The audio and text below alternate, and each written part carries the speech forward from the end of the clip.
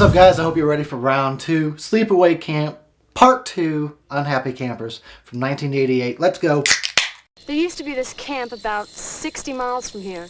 The owner of the camp, he got it in his neck with an arrow.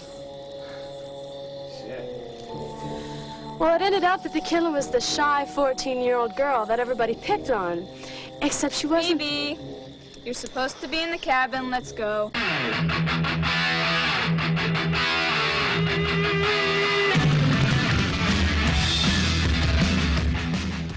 Well, you can't please everybody. 2 down. 4 down. I sent the Short Sisters home this morning. I found them getting high and fornicating with one of the boys. What are you looking for? A gun? No? A drill.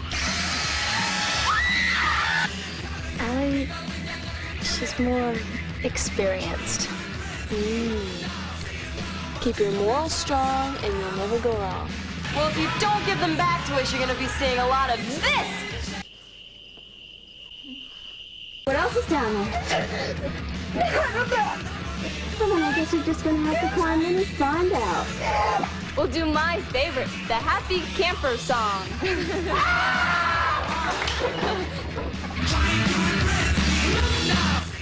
Nice girls don't have to show it.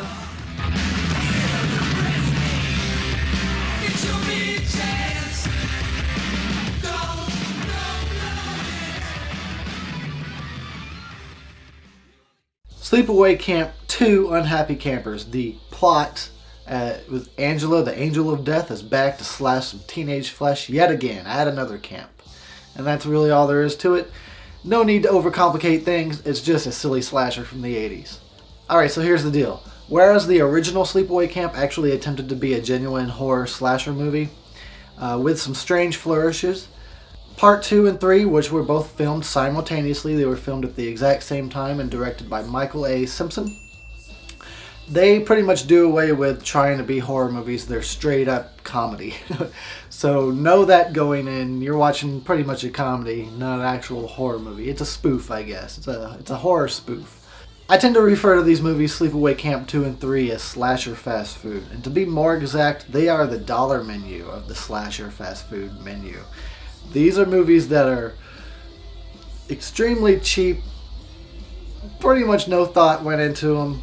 They're probably bad for you and not good for your health.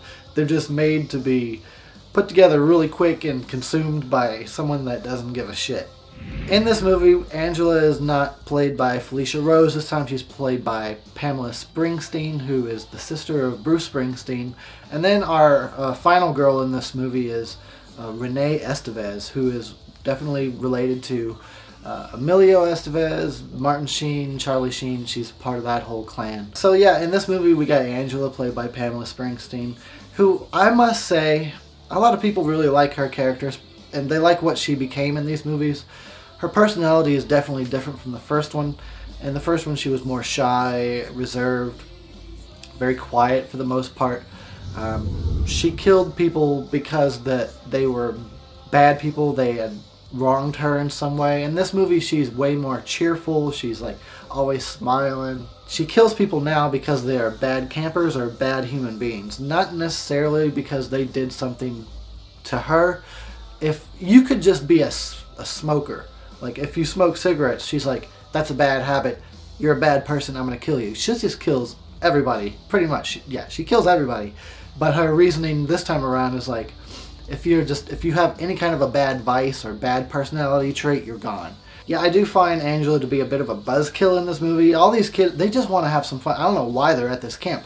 They look like they're 20-year-old. They shouldn't be at camp anyway, but they are. And they just want to have some fun while they're out there. They just want to drink some beers, party, have some sex, you know, typical stuff. But they really just want to have fun, and it doesn't matter what you do. Angela shows up to ruin the fun all the time, constantly. It doesn't matter what you're doing. She shows up and she's like, you shouldn't be doing that. I'm going to tell on you, or I'm going to kill you, in other words.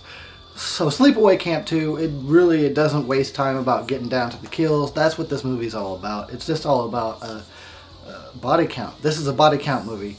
And pretty much in the first, I don't know, 7 minutes you get your first kill. And it just goes and goes and goes. So if that's what you're about, you're going to love it, because it's just constant killing. So Sleepaway Camps 2 and 3, they have a huge cult following. In fact, I've noticed a lot of people that like 2 and 3 don't even like the first one as much, but they love 2 and 3.